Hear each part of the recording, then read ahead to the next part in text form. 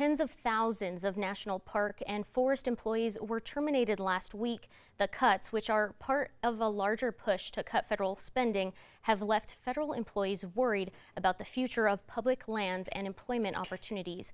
News 13's Melissa Torres explains what's next.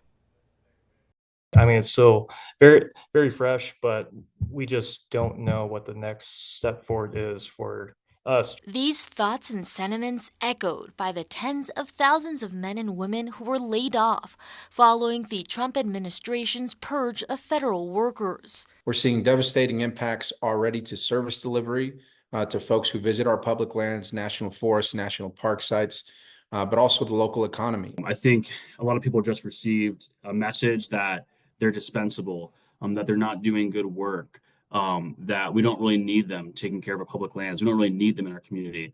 Justin Schatz is one of those workers here in New Mexico whose name was on the chopping block. When my name finally popped up on that list, I was mad. I was sad. I am mourned too, just because I've invested the last 4 years of my life to protecting this forest. But nonprofits like New Mexico Wild are working to support staff here within the Gila wilderness. With this threat, that's directed at our community, that's directed at the personnel that takes care of public lands, we're just trying to find creative ways to respond to that right now. Schatz shared with News 13 it's hard to transfer these skills away from the forest, which is why many of his former colleagues, including himself, are considering moving away.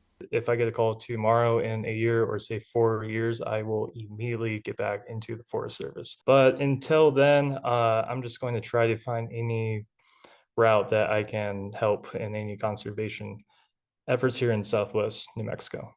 Melissa Torres, KRQE News 13.